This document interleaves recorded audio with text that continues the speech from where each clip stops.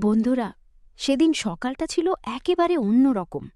মা বাবা বাসায় ছিলেন না, তাই পুরো বাড়িতেই শুধু আমি আর আমার ভাইয়া একা ছিলাম।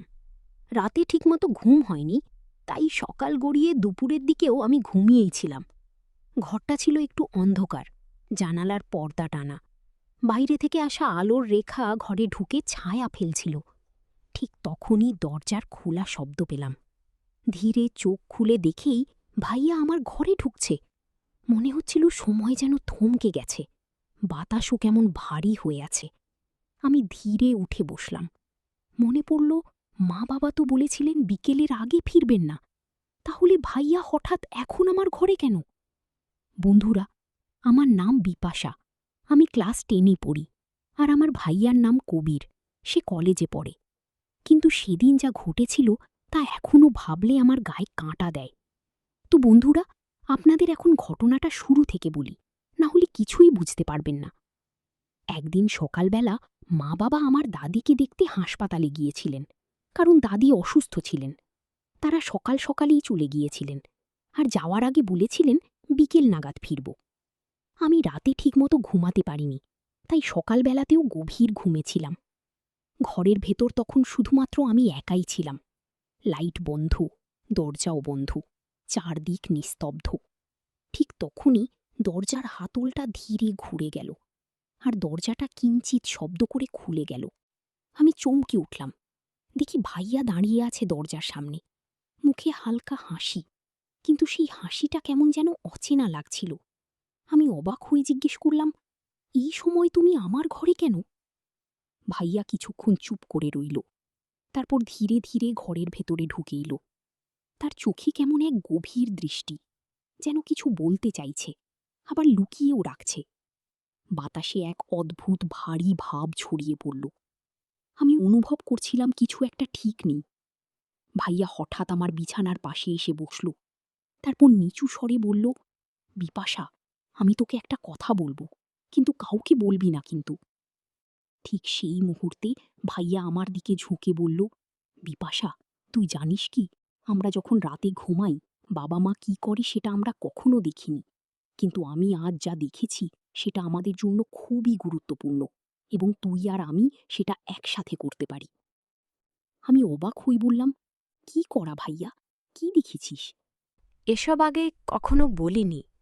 ভাইয়া হালকা শ্বাস টেনে বলল, আমি বুঝতে পারছি এটা অদ্ভুত শোনাবে, কিন্তু যখন আমরা একা থাকি তখন আমাদের কিছু কাজ আছে যা আমরা আগে কখনো দেখিনি। বিপাশা, এটা হয়তো আমাদের জন্য নতুন অভিজ্ঞতা, কিন্তু একসাথে করলে আমরা সব বুঝতে পারব।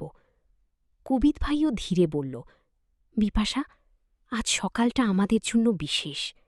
আমি যা দেখেছি তা শুধু একটি সাধারণ ঘটনা নয়। যদি তুমি সাহস দেখাও তবে আমি সব দেখাব। আমি বিস্ময়ে জিজ্ঞেস করলাম, ভাইয়া, ঠিক কি দেখেছ? এটা কি গুরুত্বপূর্ণ? কবির ভাইয়া হালকা হেসে বলল, হ্যাঁ বিপাশা, এটি গুরুত্বপূর্ণ, কিন্তু প্রথমের শর্ত, তুমি আমার সঙ্গে থাকবে, ভয় পাবে না এবং মনোযোগ দেবে। আমি মাথা হেলালাম। ঠিক আছে ভাইয়া, আমি প্রস্তুত। ভাইয়া হালকা হেসে বলল, চলো তবে আগে দরজা বন্ধ করি, বাইরে কেউ যেন আমাদের দেখতে না পারে। সে দরজার তালা টেনে দিল। ঘরের বাতাস হঠাৎ আরও ভারী হয়ে গেল, আর কানের কাছে হালকা কোনো শব্দ ভেসে আসল, যেন কেউ দূরে কানে কানে ফিসফিস করছে।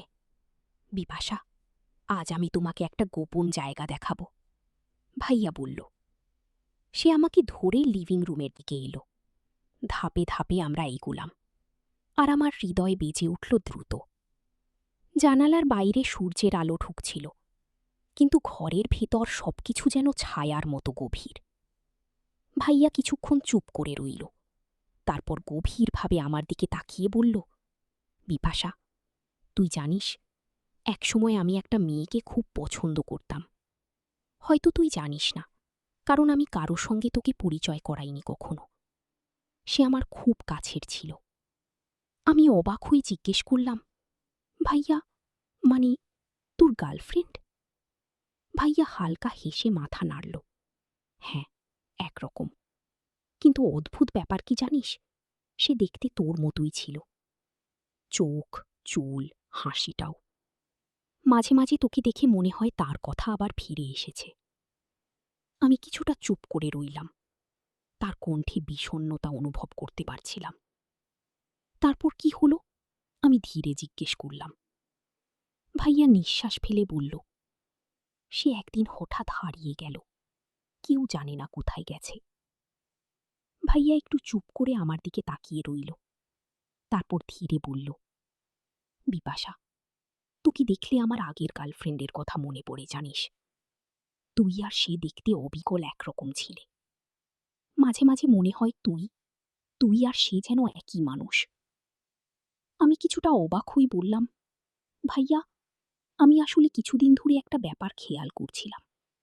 দেখতাম তুমি মাঝে মাঝে আমার দিকে চুপচাপ তাকিয়ে থাকো। আমি ভাবতাম হয়তো তুমি কোনো কিছু নিয়ে চিন্তায় আছো, কিন্তু এখন বুঝতে পারছি আসলে সেটা ওই মেয়ের জন্য, তাই না ভাইয়া?